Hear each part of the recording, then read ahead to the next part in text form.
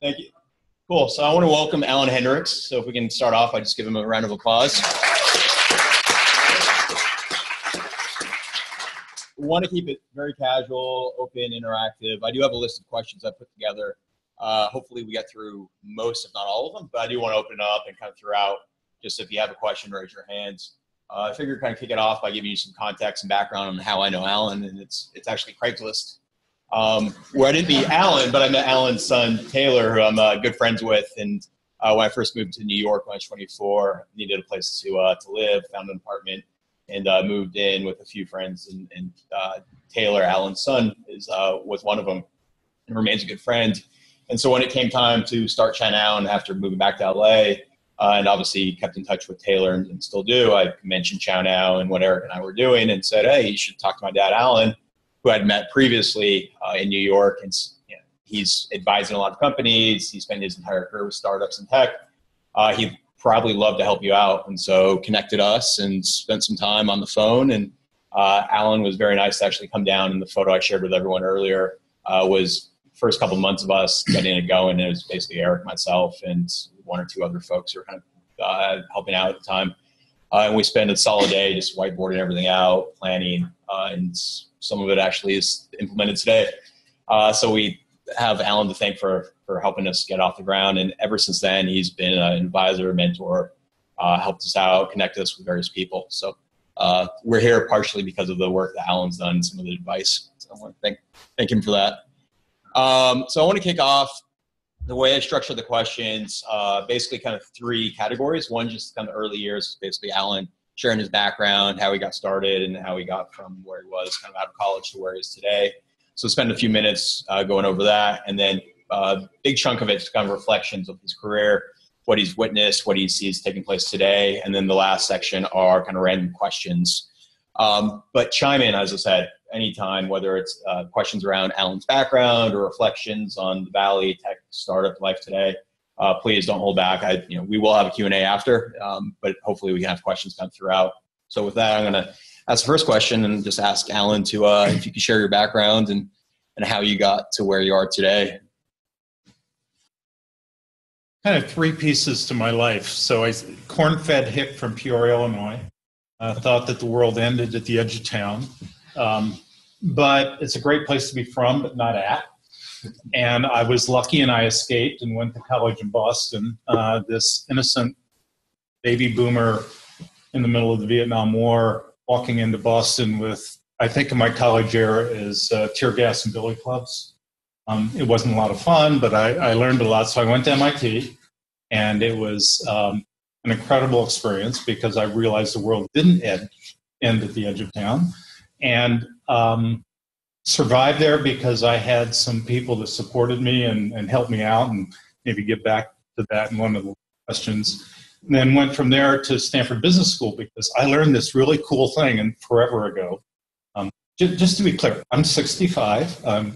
It is what it is. I'm neither proud nor ashamed of it, but it is what it is.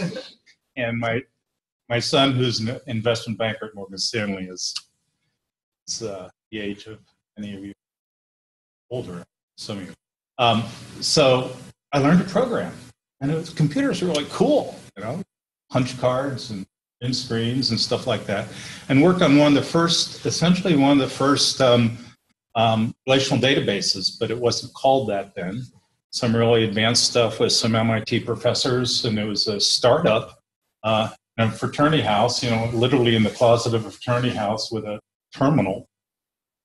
And that got me hooked on computers and technology. So then I went to Stanford Business School directly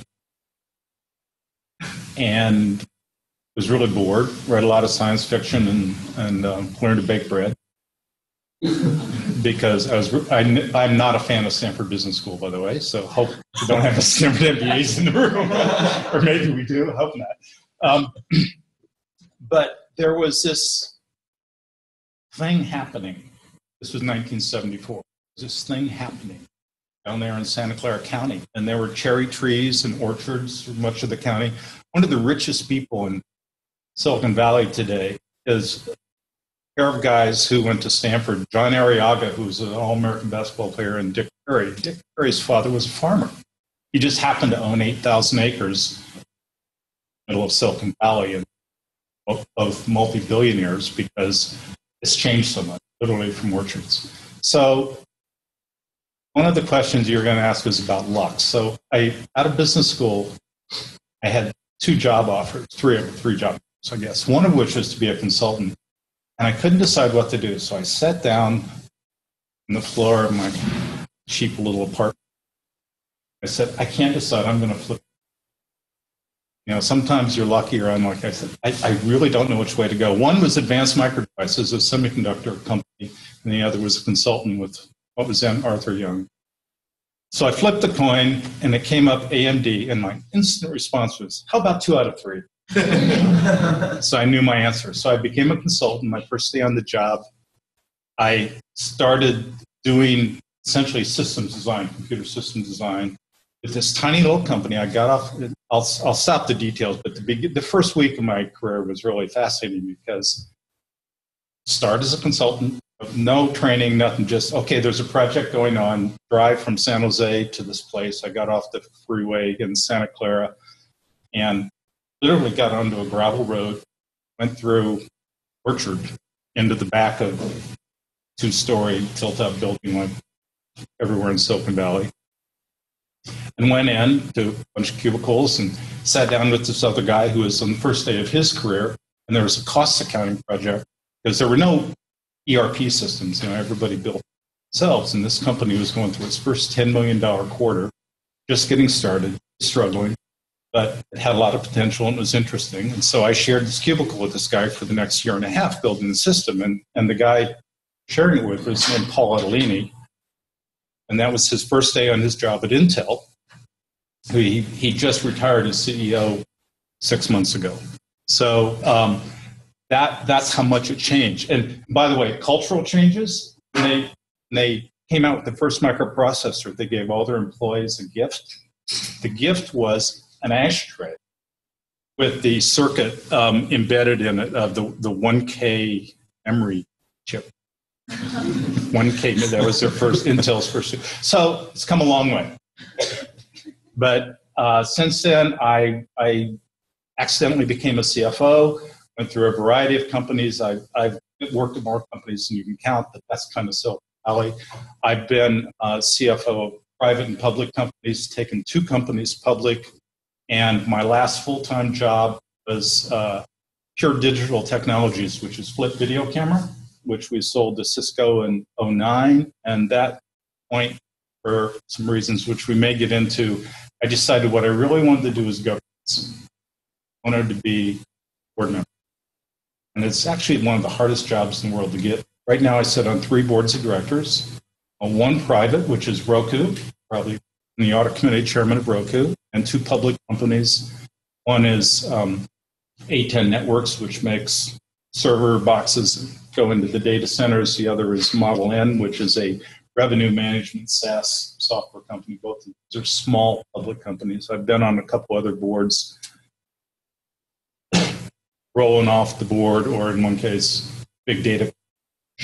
So I focus now on my board work, but it's so easy when you're on the board of directors of a company to forget what it's like to do what you guys do every day, which is really hard. And so I decided I'd supplement my board work, which is very periodic. It's like quarterly. You get really busy for 10 days each quarter. So I do consulting. So I'm a consulting CFO. And since I've left, I've worked with Fitbit, LiveScribe, Athos, which is workout clothes with sensors in it. I'm down here now because I'm working with Ring, your doorbell over in Santa Monica. Awesome company. It's explosive growth and kind of, it's, you know, hold on by the reins and hope you don't fall off. That's the kind of company that's really fun to be part of. So I'm doing, and there's several, Kinsa, which makes a thermometer. I've worked with Six Sensor Labs, which is an MIT guy who does gluten testing at the consumer level, and I'm forgetting 4 or 5 others. It's fun to do, and I do it because I like it. So from the beginning of Silicon Valley, fell into CFO roles, worked for some of the craziest entrepreneurs in Silicon Valley. If you were to read histories of Silicon Valley and some of the really famous, crazy people. I probably worked for them, some of them.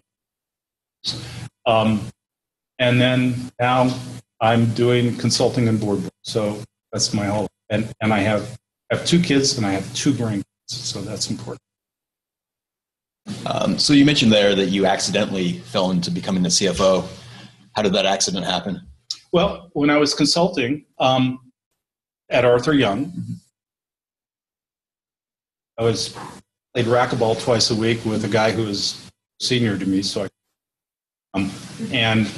after one of the games, he had said, he was a partner, an audit partner. He said, he had just taken a CFO job at a company at a very exciting time called Atari.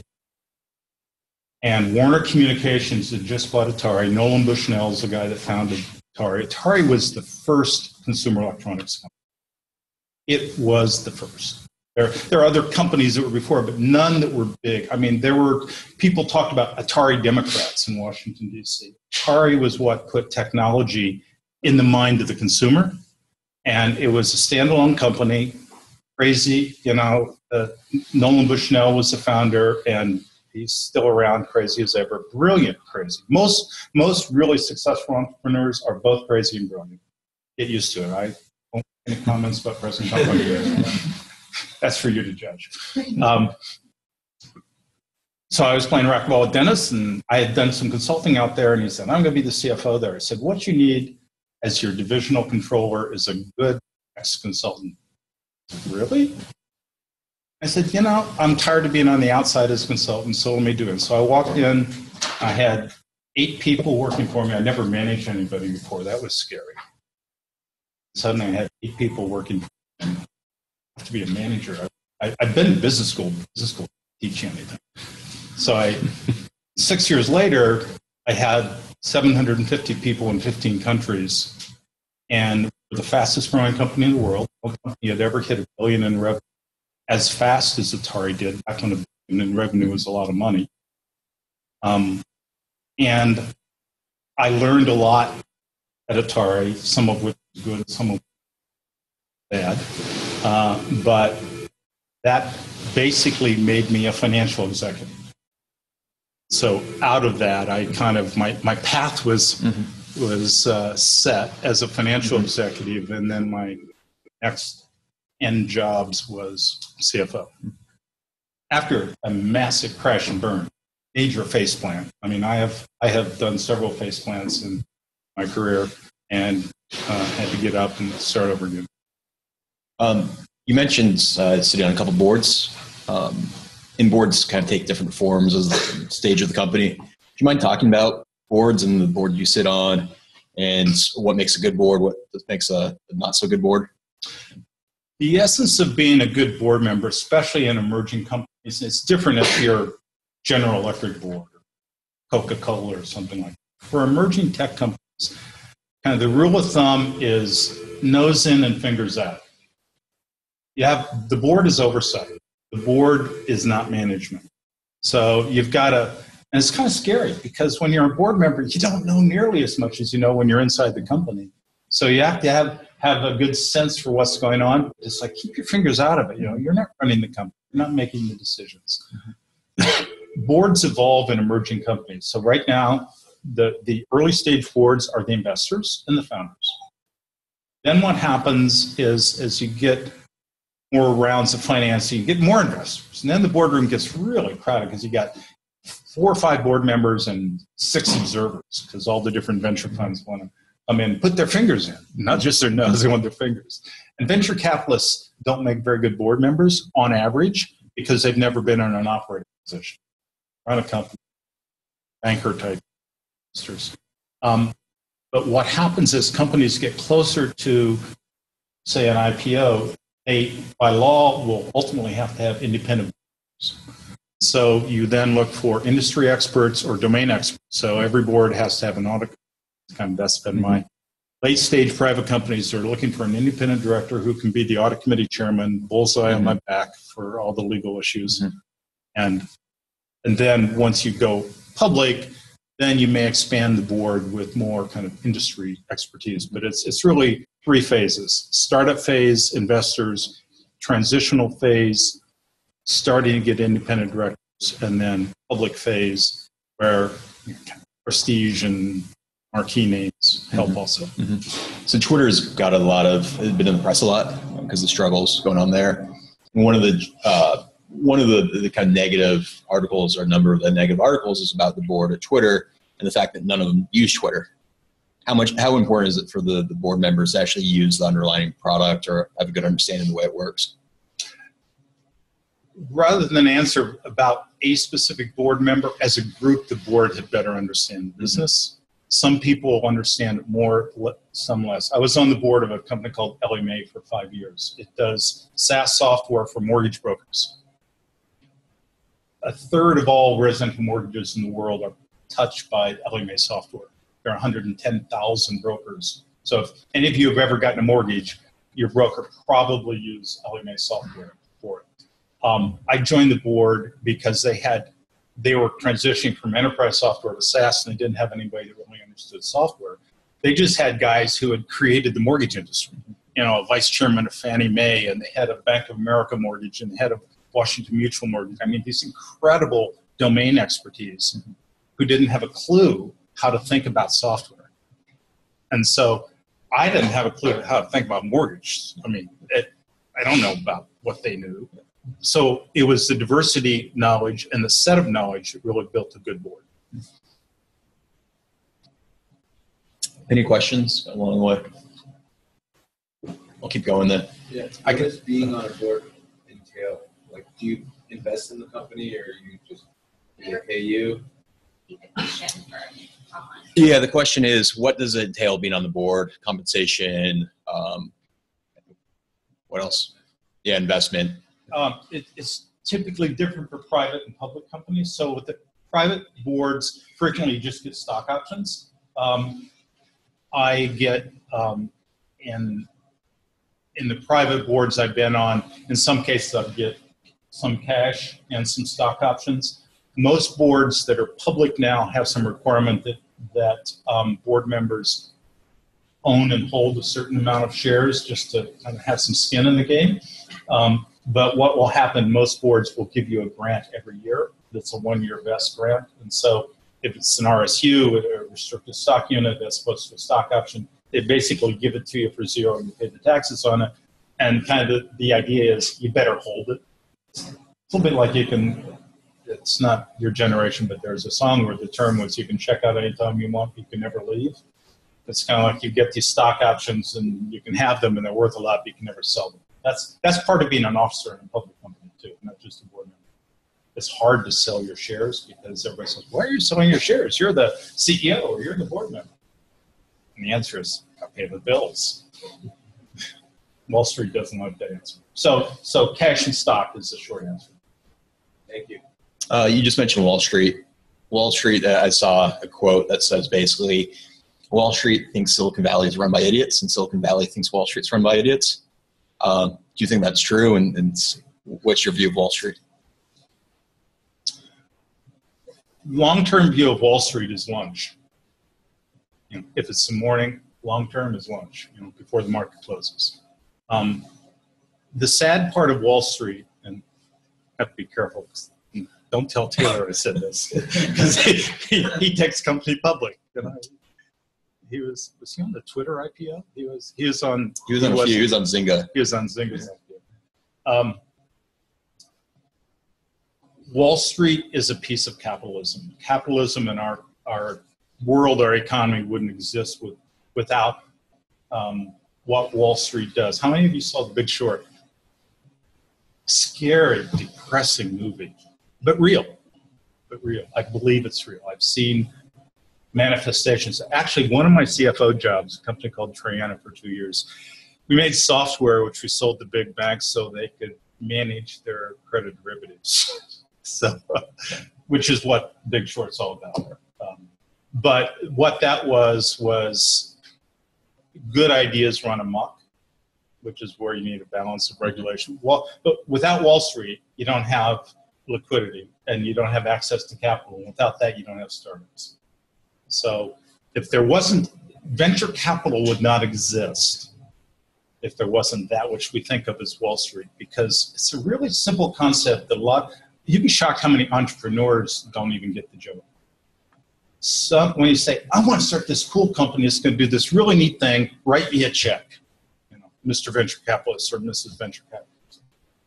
And the only reason they write you a check is that they expect to get a bigger check back in the future. It's really simple. And if you don't have a mechanism for them to get a bigger check back, because you're not going to write that check. I want $10 million for the Series A round for my company. And I'm going to do all this stuff, and I'm going to spend it, and I'm going to hire awesome engineers and great salespeople, and we're going to have this incredible product, and we're going to market it, and it's, wow, everything's wonderful. And their question is, how are you going to pay me back? And there's really only two ways to pay them back. One is you sell the company successfully, and two is you take the company public, and then the market pays them back because they can sell their stuff. So Wall Street has to exist or we don't exist. But doesn't mean there aren't idiots. We, however, are all brilliant in high tech. I'm going to jump forward a little bit in the questions because I think this is one that's of interest to me and probably everyone here. So when Facebook was going to go public, my understanding is they gave you a call and interested in talking to you about being a CFO pre-IPO. That's correct, right? It is. Yeah, and you said no. Is that right? I said no to an interview. Okay. I said, no, I'm not even going to talk to him. Yeah. And why is that? 2 words. Mark Zuckerberg. So it's really important. And I had learned no less, this was in 08, 09, something like that. I was still at Pure Digital. But we knew we were in the process of being sold, and I was in the process of being delightfully unemployed.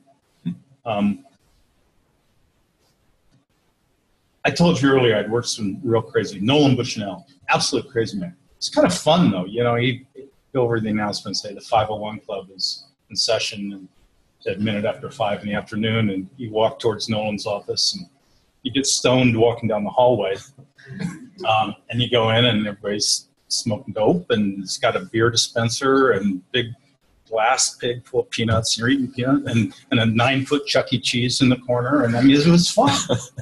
This is Atari, right? This is Atari. This was crazy. and then Philippe Kahn of Borland, who was a Frenchman, and I mean, he was brilliant, absolutely brilliant. The only man, I think, in technology that Bill Gates was scared of, which is why Bill Gates worked so hard to destroy Borland and succeeded. When Microsoft was the powerful software company in the world, which they aren't today. So I'd worked for some really strange entrepreneurs. Actually, my first CFO job, Maxim Integrated Products, any of you that know semiconductor business, it's a multi-billion-dollar company. I was employee 12 or 14. And Jack Gifford, the founder, just had an amazing strategy, which still works today after 25 years. Jack died of a heart attack several years ago. I'm sorry he's gone, but I'm not sorry that I don't have to interact with him. He was basically an asshole. I mean, he was an ass. He was just complete and utter, mean, nasty, treated nobody with respect, didn't care about other people. He would do things that I felt were at best borderline ethical. Really not a person you want to work for. And so I had this accumulated experience of having worked for really interesting companies with businesses. And I made a few phone calls, and of people that I'd never met Mark Zuckerberg in my life to this day. But I got the joke. I heard the answers, and I talked to my wife. She said, "Are you really going to? You may make a ton of money, but do you really want to do that? Life's short." I said, "No, I really don't." So that's what I did. By the way, I for different reasons, I also got a call to talk to Microsoft early on, about years ago. The reason I say that, to interview for the CFO job at Microsoft. And I said no to that because my daughter was 2, Jessica, and she had really bad asthma. And I said, I'm going to move to Seattle. with, in the mold and everything in rainy Seattle? I said, no, so I won't do that. Probably the worst no I said was I had a guy say, there's this startup company called Yahoo. Do you want to? And I had a really good job. I was CFO at Documentum. We were just about to go public. It was an awesome company, a really great. It's a weird name. that one I probably should have taken the interview. So you mentioned you haven't met Mark and still haven't. Nope. Has your opinion of him changed? No. I think that a lot of entrepreneurs are successful in some sense because they are as driven, and therefore there's collateral damage around being. And you probably see it, people you work with, sometimes the people that are most driven are maybe not tuned in as much to the world around them. Step on people's toes inadvertently. Maybe you guys do that. I certainly have done it a lot in my life. Try not to. And one of the things of a little bit more experience is you learn that winning at all costs isn't really the right goal. That there are things that should and shouldn't be done, ways to behave and not behave, and everybody has to decide for themselves. But when you're really, really driven, nothing matters but your own criteria for success, and you go for it. And I think that's what some of the really, really tough entrepreneurs, and tough in a bad way, not tough in a good way. Mm-hmm. That's what happens to them. And they find people that are willing to go along with them, because if the outcome is, hey, I'm going to be filthy rich, then you say, okay, I'll do anything filthy rich. I won't. So some people will. So has your view of money changed over the years? Because I still like it. But I notice younger people seem to care more about money. And as you get older and sometimes find money along the way, you view it differently. I know the car that you drive, and it's nice. And for a while you drove a Prius, and for a time you didn't even have a car. So when Taylor was in kindergarten, he wanted to go to daycare for $1 an hour with his friends after school, and we couldn't afford it. So when I was in college, I would look at the Coke machine when Cokes cost a dime and say, can I put this dime into the Coke machine or not? I put myself through school. Parents weren't able to help. Paid off all my college debt. Money means a lot to me. I've worked very hard for it. And at this point, I am, by the world's criteria, I would say I'm wealthy. By Silicon Valley criteria, I'm very middle class. I don't own. I couldn't put a down payment on a plane. I also won't starve to death. And I'm motivated to work for money right now. I mean, I take stock and cash in the companies I work with as a consultant. Work for shares per hour and dollars per hour, because I want to believe in the. And I am motivated. I'm a capitalist. Mm-hmm. I'm proud to be a capitalist. I like the American system. I like what it is. Mm-hmm. I don't like some of the abuses of it, but I like what it is. Maximizing money is different than some things you maximize, some things you satisfy. You need to have enough money for yourself. By the way, I've got a very simple definition of rich. Rich is you live the lifestyle you want to without eating into your capital. You live off your earnings, off your investment earnings. What I'm not there. I'm not. So by my own criteria, I'm not rich. If I didn't earn any money, I'd have to change my lifestyle. I wouldn't buy the car I have now. So I care about money, and I care about it both as a symbol of what it is, but I also care a lot about what it can do. It can help my community, family. It can help my friends when it's needed. We have given away proportionally a fair amount of money, mm-hmm. Relative to the, Bill Gates and Warren Buffett's of the world. It's not even it's a fraction of a drop in the ocean, but to us, it's important. So how you deal with money is it's a very personal thing. It's a means to an end. It's not an end in itself. Mm-hmm. So what else drives you then? You work pretty hard. You're on these boards. You take these roles. I do. My wife said that to me yesterday as I was driving to the airport. She said, you don't really have to be working this hard. I like to make a difference. It really feels good when you work and you do something and you feel like it made it. It's like, wow, I just finished the code on this thing. I just closed this new sale. I just, did whatever it is. We got the product out the door. We just finished the quarter and beat our plan. Making a difference at the individual level and then leveraged by making it at like a group level and then at a company level is a really good feeling. Trying to do something and failing is a really bad feeling. So I'd rather win. I'd rather accomplish something. Mm-hmm. That's what really motivates me. So then it becomes, what is it the thing that you're trying to do? Mm-hmm. Are you trying to,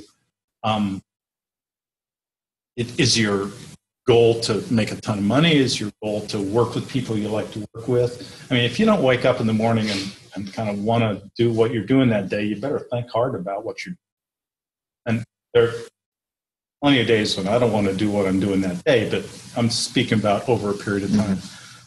Mm-hmm. One of the things that really drove me to want to do governance was I saw bad governance. And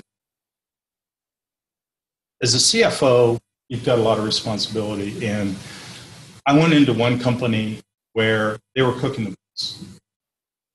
And it was really scary. And it was really test.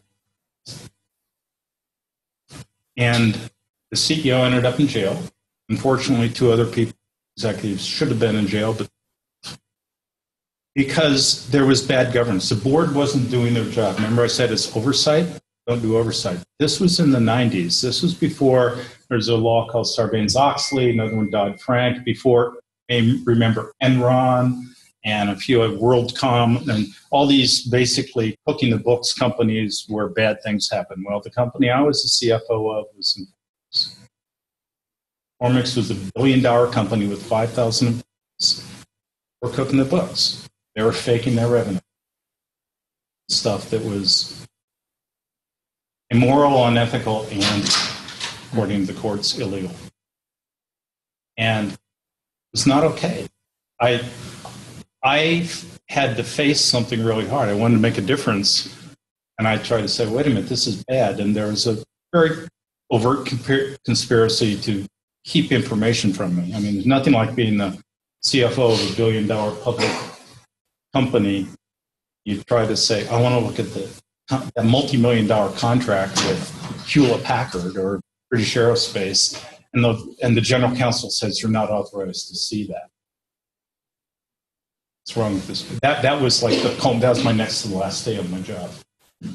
And ultimately, I didn't sign financial statements. So CFOs and CEOs have to sign off on public financial statements every quarter.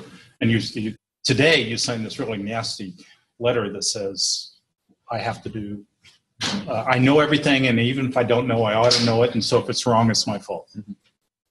That's every public company CEO and CFO sign off on that. And I knew the financials were wrong, but I couldn't prove it, but the clock was ticking because you have to follow your financials on a timely basis. Mm-hmm. And so I resigned. The guy I shared a cubicle with in second year at Arthur Young had that same path of 5 years before I did, and he went to jail for 2 years.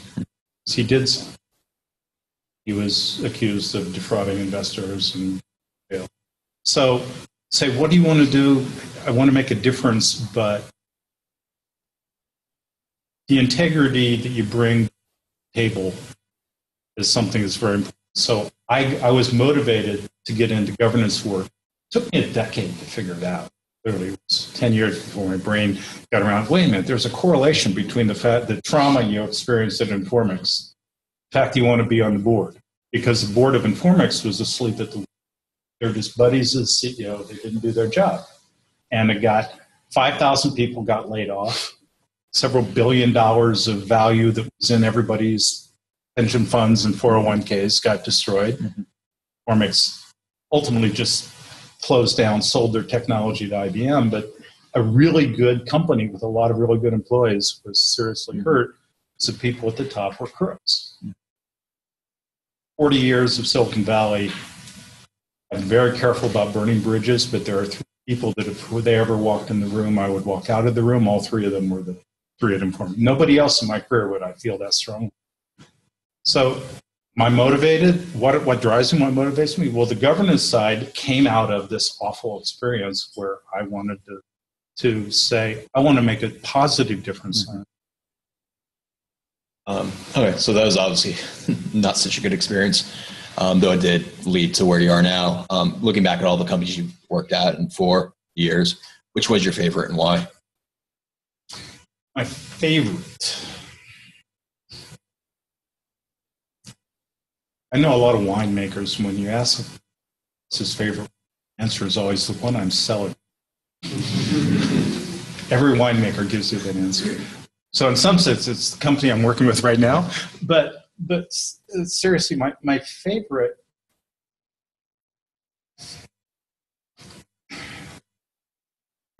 boss was Documentum. It's an enterprise document management company. I came on before they had revenue through the IPO, took them public. Great guy named Jeff. Was a good boss, so that's what made it. In some sense, another way I could say my favorite was Atari. It was my first executive job. I was young. It was exciting. It was incredibly exciting. But I learned something. It's my favorite in some sense because I learned the most. It's like the aha moment was another question you had. Mm-hmm. So during the Atari growth, I was hot shit. And if you doubted it, just ask me, I would tell you. And they would send the corporate jet to fly me. So, yeah, we just took Clint Eastwood. This is Warner Communications, right? Well, we just took Clint Eastwood to his farm and we came by to pick you up to take you down to the factory in Brownsville or something. It's like, and I'm 29 years old. It's like, holy crap. Now, this is really cool. I must be really, really wonderful. Have all this stuff. And I made a relatively large amount of money. I had a big house. And at that time was making a whole lot of money. I had the highest paid people in Silicon Valley every year, and I was on the list 3 or 4 years. But I mean, it was a tiny amount of money relative. And I was just awesome because Atari was awesome, and I was a senior part of it, so it must be wonderful. Well, what I learned was the difference between correlation and causality. So I was correlated with a company that was doing real well, but I wasn't the cause of it. So when Atari crashed and burned, and it did big time, and the first securities class action lawsuit that kind of has defined every class action lawsuit since was Warner Communications, and I was witness number 1. 3 days of depositions. I was just scared to death. I mean, that was a major crash and burn. I went from being on top of the world to being broke, had to sell my house, couldn't let Taylor go to daycare, seriously unemployed for 6 months. I mean, couldn't find a job, needed a job, had a huge amount of debt. But in a sense, it was the best thing that ever happened to me because it reminded me that humility is important. And I learned how much I don't know. And every day I remind myself of how much I don't know. And so I try to learn something every day. And I hope to learn something. Actually learned a lot from the questions that came out of this. This was awesome. This is very introspective for me to think about this. So Atari was, in a sense, my best company, even though it ended in a complete crash and burn, because it taught me something that's kind of stayed with me for the rest of my life. So then did you learn more from actually the downside and things that go wrong than things go right, given the 2 examples you just gave? Yeah. I mean, I crashed and burned at Atari. I crashed and burned at Henricks. Maxim was the first, that's where I learned you don't want to work for an asshole. So that was not a fun exit. The company ended up doing well, and I had some stock, and they went public, and it was my first my second. Atari was my first big chunk, and Maxim was my second, even though I left the company. So yeah, it's the bad times that teach you the most, rather than the good ones. It's like, hey, think I know how to do this. You do it, and it feels really good. It's like, hey, it worked.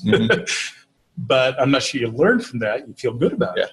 And my limited experience working at Lehman that went bankrupt, and I was there the day that Sunday night when we were packing up boxes. That was in the movie. That was in Big Short that day. But in a sense, it blunts the highs other way around. So that's the low, obviously. But as you're going back up, you realize that, it's great, but good times last for so long. And then at some point, so that's my limited experience. I don't know if you share that. Yeah. Well, when the highs come, that's when you learn that it's not all about you. It's like, feel good about it, but hopefully, in most cases, it's a team.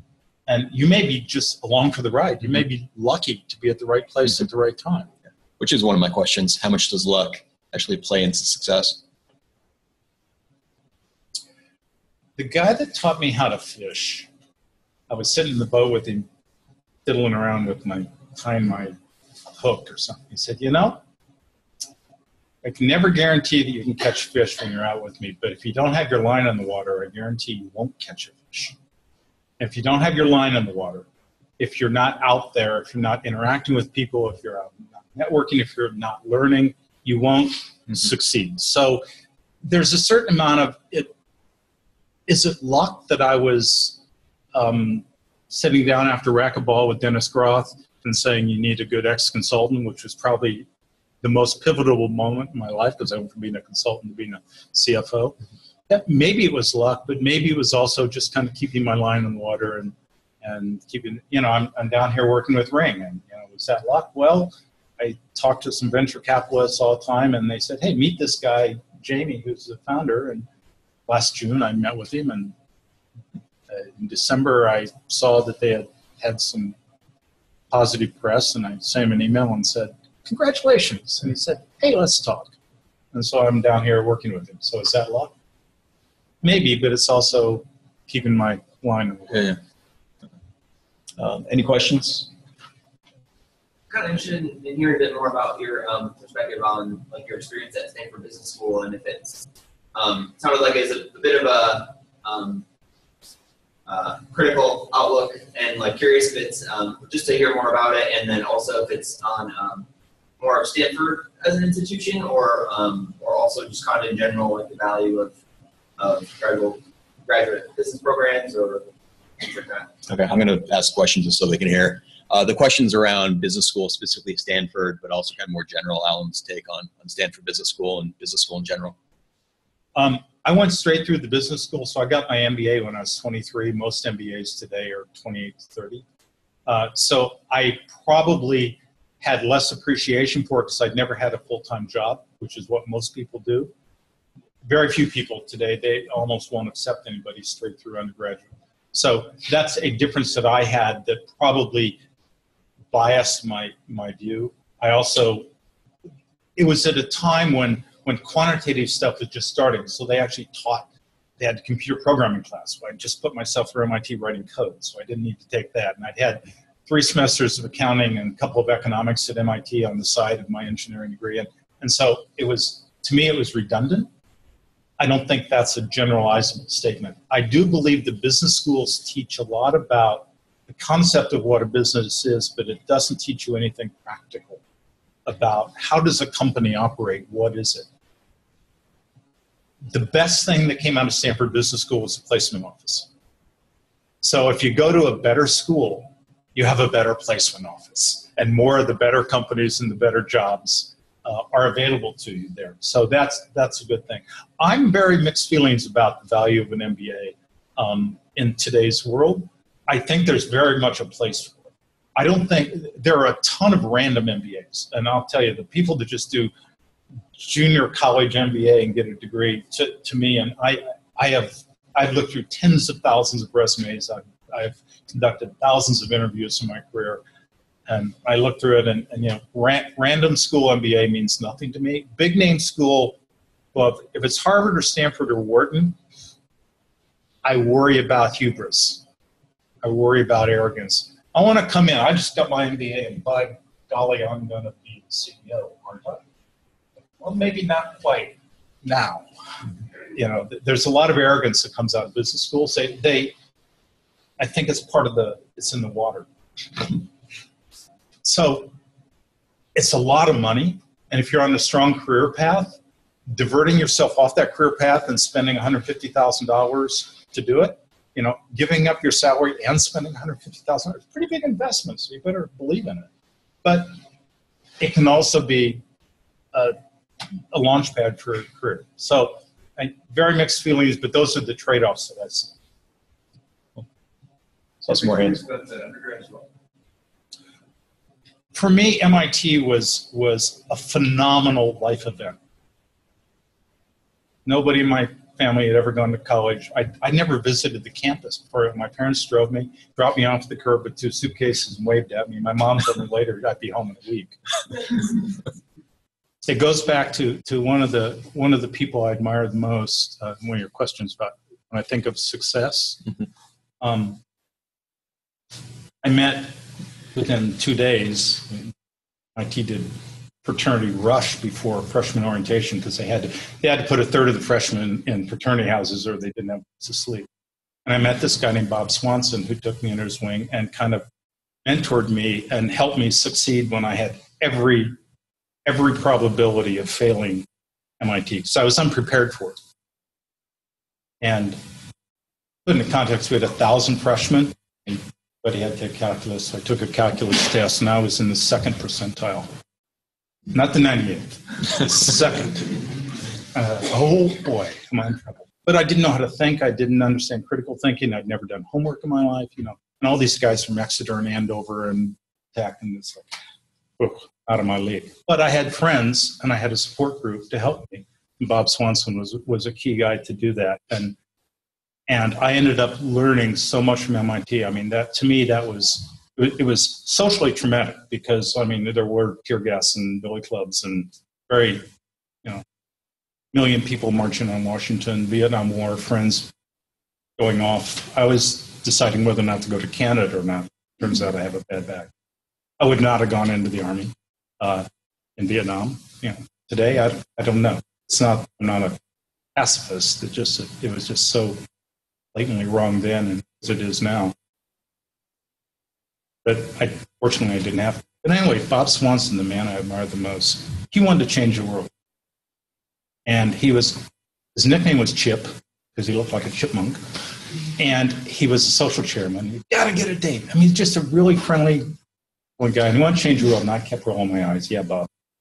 He was 3 years ahead of me. So Bob founded Genentech and created the biotech industry. Just an amazing guy.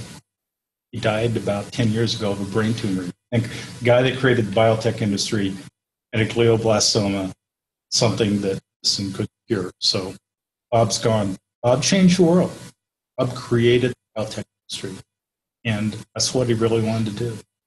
And remained a friend and a mentor his whole life. So that started at MIT. So that's an extension of the MIT line.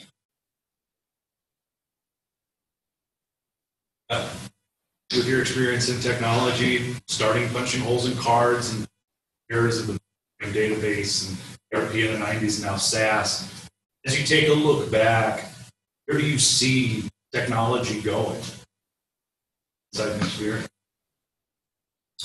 I think the pace will continue rapidly to things that. But I grew up reading science fiction. I still read science fiction. I do not read intellectual books. My wife reads all the bestsellers, and I read science fiction because I love it. I love the imagination of great science fiction, and the stuff I read as a kid is real today. The Dick Tracy watch. For those of you who are old enough to remember the old Dick Tracy. There was a Dick Tracy watch, and it had a screen on it. He talked into it, and wow, sounds like the iWatch to me. It's going to change. It's going to keep changing. I think what's going to happen is that technology levels the world. There's one of the biggest changes of technology has been what it's done to the globe as opposed to just a piece of society. That when distance disappeared because of fiber optics, because of cost of communication, calling Europe or Asia used to be, $10 a minute. Now it's, $10 a month, unlimited calling. that it's global now. So when you think about what's happening with technology, I mean, look at Apple's problems right now with the iPhone. Well, the China market isn't going as strong as they thought it would. It's a huge factor. I don't think we can imagine what it will be in the future. It is a little bit scary, and maybe because I read sci-fi. It is a little scary when you think about, I think, what is referred to as a singularity, when machines are smarter than people. And driverless cars are a classic example of that. And drones are another interesting example where it's a smart machine driven by an idiot. I mean, drones scare me. Drones don't scare me when I get on an airplane. I mean, I get some Yahoo at the end of the runway, and his drone goes into the jet that's taking off, you're dead. There's no control over it right now. So I think technology always goes forward, and then we have to figure out how to control and regulate it. What's it going to be? I mean, you got information available to everybody. The question becomes, how do we think? So cursive isn't taught in schools anymore. It's most places. People don't know how to write. My 4-year-old granddaughter, you give her a book, and she tries to do this to turn the page. That's okay. I don't have a problem with that. But what I have a problem with is when people substitute machine thinking for. And my biggest fear is that we get mentally lazy. And if we're mentally lazy, who's going to invent the next generation of machines? But I guarantee you that there are a whole lot of people outside of the United States. We used to graduate 90% of engineers in the world, now graduate 5%. And we have no inherent right to be smarter than any other country. But the globalization and the advent of technology is really changing. And I think if we don't learn to critically think, crutches, we're just going to slide back as a society. Even though technology will move ahead, we slide back. There's all sorts of sci-fi movies about, idiots of the future. Alex? Jody has a question online. She says, have you ever thought of starting your own business? Yeah, I've tried twice. I failed. Yeah, the question is, has Alan attempted to start his own business? Yeah, I have. And what I found out as the CEO, I'm a really good CFO. And I found that I'm a good manager. I'm a good leader. I've had a lot of people I've been able to motivate and train and everything. But when it came, CEO is a very special and unique position. And you can't appreciate how special and unique it is until you sit in it. And I tried it twice, and I literally crashed and burned. I don't know. I just I don't have the right skill set for it. And I desperately wanted to be a CEO. I finally got my chance with a company called Sensic, which just got sold recently. It was a security software company. And the venture capitalists had a couple founders, and they said, I liked the founders initially. Crazy too. He was bipolar. He was seriously bipolar. He's the guy who probably wrote the Stuxnet attack in centrifuges.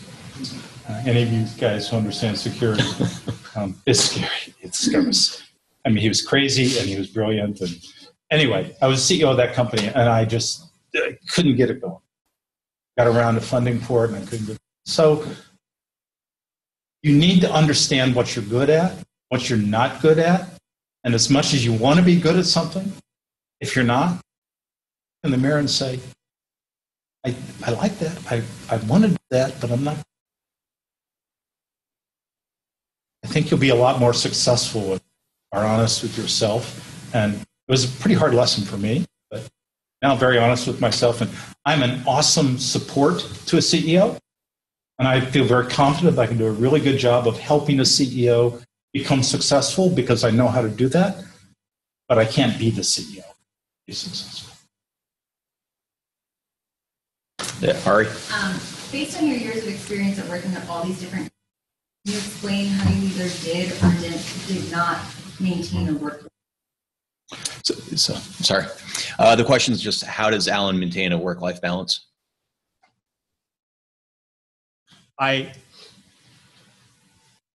It's hard. Part of the answer, and I've been married for 38 years. It's my second wife. We have both been married to physicians before, and that was really a bad thing to do. It's hard to maintain the balance, and on any given day or week, you don't.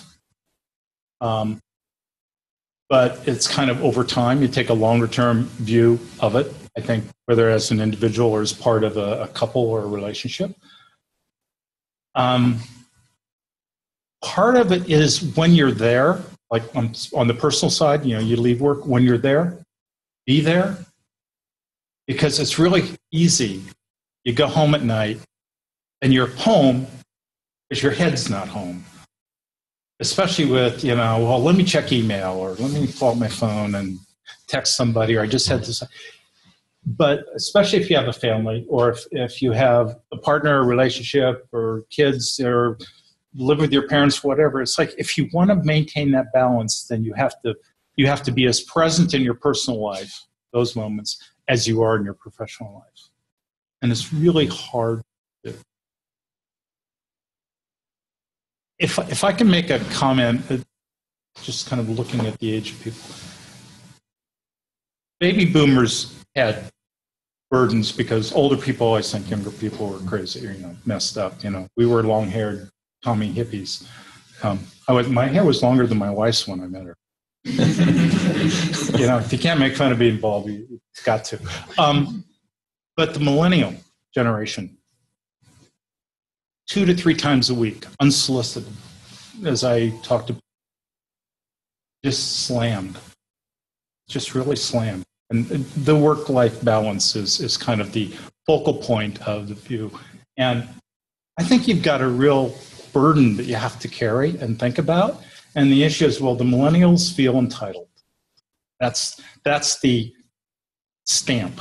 I don't believe that individually.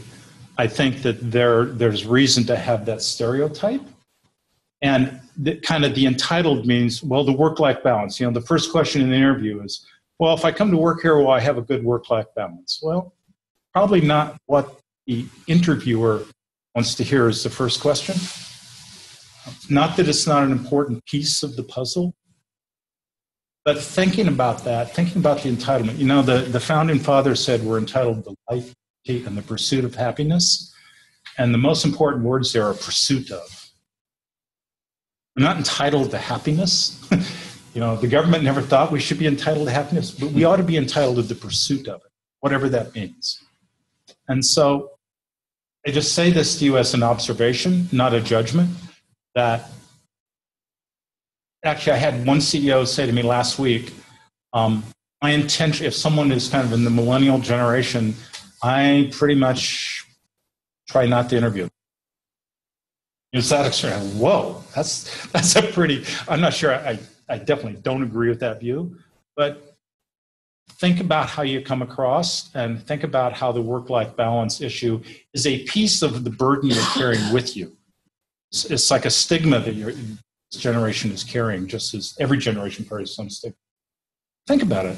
Think about how you present yourself as it relates to that. Because there's nothing wrong with maintaining a good work-life balance. Nothing wrong with it at all. And working 24/7 is not a smart thing to do, which is what a lot of people have done for a lot of years, especially bankers. And there's an article last week that one of the big banks is trying to literally cut back the number of hours of work. Young bankers work insane hours. You went through that. Anyway, I'm sorry to go off on the side, but the whole thing of the work-life balance is difficult to do. But I think you have to say, what is my commitment to my employer? And what is a fair amount of effort there from their point of view, not just from your point of view? What did they expect of me? And can I give that and a little bit more? I like to give what's expected of me and more. That's just kind of who I am. But if you keep saying, how much less can I give? You've got to rethink, why you're there. And maybe you should find something else. But maintaining that balance is not something you do on a day. It's something you do over time. Sorry, that was, I couldn't not talk about that way. You slightly touched upon, or you did touch upon the future of human potential involved with technology. And as an investor and board member, what are your thoughts about us being in a tech bubble or a tech bubble around the corner? Do you see that? Do you feel that?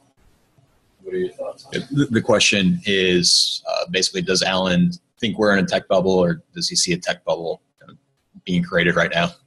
So I think technology is driving force and evolving as rapidly, or if possible, even accelerating. So there's no change in the pace of the way technology is moving forward. And to your earlier point, it's just happening on a global basis. So if there's a path of growth of technology, there's this oscillating thing around that path, which is the companies and their valuation. So in the dot-com boom, there was a whole bunch of billions of dollars of theoretical value with no underlying substance. I was the CFO at Opinions, if a few of you may remember that. It was an incredibly innovative company. It was the first, basically, community opinions that kind of went into the Amazon reviews, everything you have today. That whole concept was created at Opinions. They had no idea how to get revenue. They thought money came from venture capitalists. I mean, literally, I walked in because the bankers said, look, we're going to take this company public, go in as a CFO. I walked in and said, well, what's your revenue plan? He said, huh? Revenue? What's that? I mean, literally. So the company had a cool idea, but it had no economic substance. The difference in today's world right now is that a lot of the unicorns and even a few of the unicorpses have been substantive, just not as substantive as their valuation. So they've been overvalued. But there's no one can argue that Facebook, Twitter, Uber, Square have real revenue, have real economic substance. Are they worth as much as people have been investing in them? Probably not. And I think the last 6 weeks have shown a lot of that. So I think what will happen is that there will be boom and bust in the economic side of specific businesses, but there is no bust in the progress of technology. Yeah. How does that differ from what happened last time? The question is, how does that, what Alan just described, differ from 2000s and tech bust back then? Well, back then there was no revenue. I mean, you look at Uber, and Uber's, as the biggest example. It's a multi-billion-dollar revenue company. In the last tech bubble, there were companies that had literally no revenue, or a minuscule amount of revenue, and no real plan to get revenue. If you don't have revenue, if you don't have money coming in, how are you going to end up, except for the greater fool theory, how are the people that invest in you going to get their money out? And the only answer is to find a greater fool who'll pay more and let them worry about how to get their money out. But usually don't get to an IPO with that.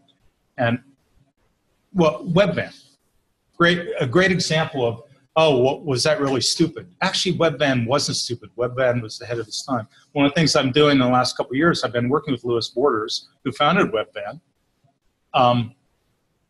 and it was taken over from him, and they expanded. I mean, it went public. It was worth several $billion, complete crash and burn.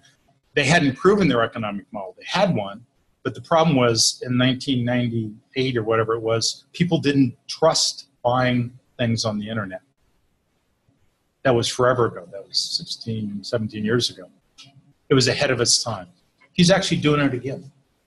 So is a major differentiation that now there is almost an unlimited market. People who consume this technology versus before. There was hardly any market to do that. Yes. There was no advertising online in 1997, 90, when Netscape went public. The idea of online advertising was like, what ad agency would ever put $1 into anything called the web? I mean, we're talking not that long ago in the grander scheme of things. And now it's just we all know how big it is. You know, it's not just the web, but then now we have mobile, and now we have. There is real economic viability. There are real ways to get paid for doing things like helping people have takeout orders. You know, it's real, and it's all hard. You know, having success in a business, 9 out of 10, 95 out of 100 businesses fail, whether they're mom and pop shops or VC-backed companies.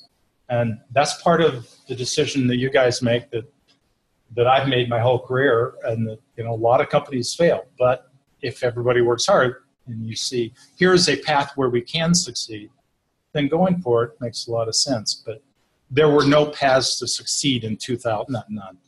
The paths to success were limited because people weren't willing to spend money on a lot of the .com stuff. Any other questions? Stuart. Sorry. You mentioned you read science fiction. What are your top 3 favorite science fiction authors or books, and what are you reading right now? So just quickly, the question is, what are Alan's 3 favorite sci-fi authors or books? I love David Weber, who essentially rewrote C.S. Forrester's. No, not Narnia, but the Admiral Hornblower, Horatio Hornblower. I think that Honor Harrington, because I love heroes. I love heroes. You know, I read hero books. I read fiction. You know, God, it's so boring to read finance stuff all day. So I read fun stuff. I love Robert Parker, who wrote a series called Spencer for Hire. He died some years ago, but it was cute, light reading. I read light. So the greatest sci-fi book in the world is Double Star by Robert Heinlein, which was written in the 50s. But David Weber's a current author that I like, and sci-fi went through 2 decades of trash before it's starting to come back again. Science fantasy is, you know, witches and warlocks and all that stuff. See, you know, I've got a kind of bizarre side to me. I like that stuff. Well, one last question, if anyone has one.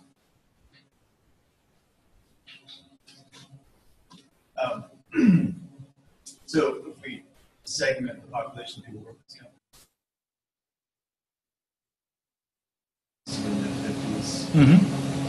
And yeah, I think that you're certainly somebody who we would all like to have some sort of like achievement.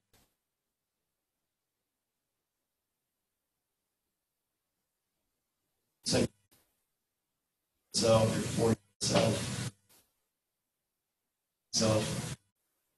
those 3 segments, and what piece of advice would you give? Try to ask that. Or the question is, as Alan looks back at his 20s, 30s, 40s, and 50s, it kind of relates to everyone here at the Chow Now, at different age ranges. How does he kind of look back and reflective on those various times in his life? Yeah, and what advice would he give? My 20s, I was incredibly naive as that kind of, I mean, I was from, you know, nowhere and didn't understand the world.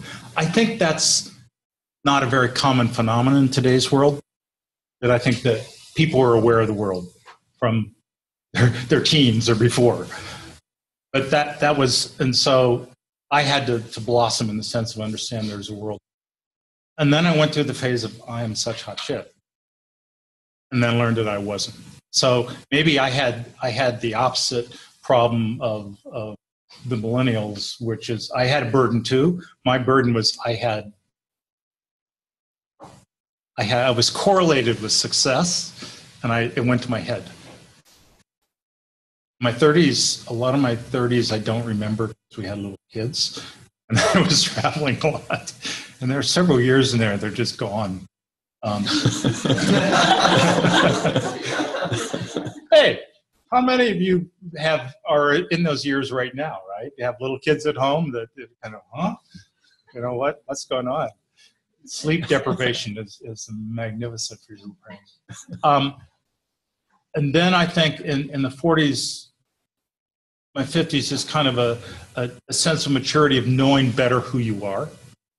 And hopefully by that point you say, okay, this is what I like, what I don't like. I learned that I wasn't really a CEO, I'm a CFO. I learned various things, but I also was kind of overbalanced with work during that period. Kind of once the kids got a little bit older, and I overbalanced work, and that's where I had a lot of success, probably at the expense of some of my work balance. But finding yourself is what I did then, and then came kind of the luxury of saying, what is it I want to do, and can I afford to do that? And when I made the decision, I don't want to be a full-time employee anymore. I want to pursue a real passion that I have about governance. And on the side, I want to do just really, really fun stuff, which is the consulting CFO stuff. Every one of my jobs, part of the reason it's a good time is I can go in and play around with it and make a difference, and then leave before they get tired of it. So that's kind of the phases. Can I make one comment that I for a couple of years I went back to MIT Sloan School, the business school, and gave a lecture about taking companies public to the entrepreneurship program there. It's a joint Harvard MIT program, and the professor always wanted me to talk about my Henricks experience, which I talked about where the CEO went. And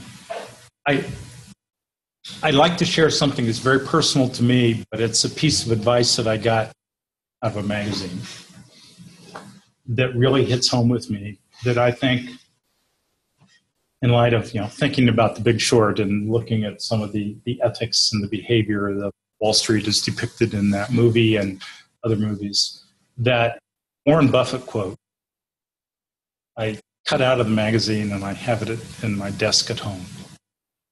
And it says, takes 20 years to build a reputation, 5 minutes to destroy one. And when you think about integrity, which is something that I think about a lot, the world can take away almost everything from you. Take away your wealth, it can take away your freedom, it can take away your health. It can take, the world's kind of all sorts of stuff happens to all of us. But it can't take away your integrity. You can give it away, and it's way too easy to give it away. And once you give it away, you really can't get it back.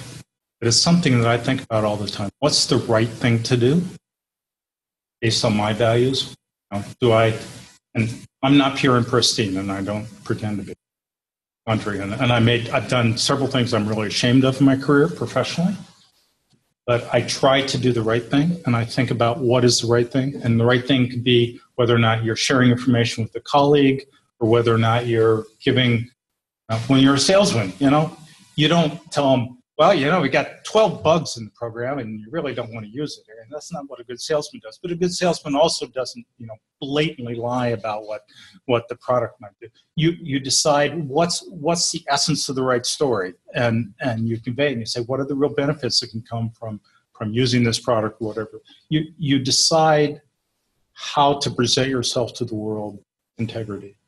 And if you do that, I think it's a very high correlation between that and career success. Because you can always win in the short term if you cheat. But in the long term, my experience, certainly professionally, people know.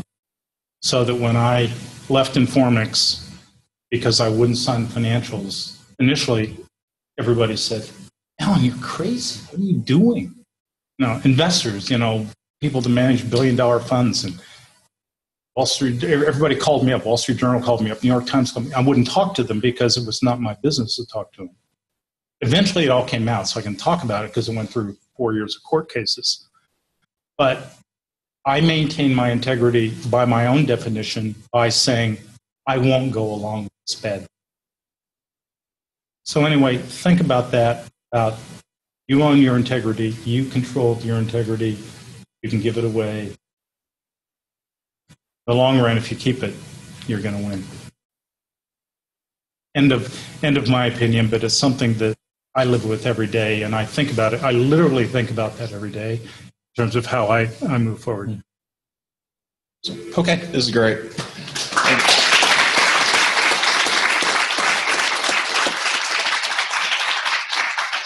So we've gone over. I feel like there may be a few questions kind of floating around. You have to get back to work and lunch or whatever you have going on. Do it. If you have questions, maybe just come and we can create kind of a small circle and ask away if you have any additional follow-up questions for you. And then also, got you some swag. Oh, good. Swag is good. You need it.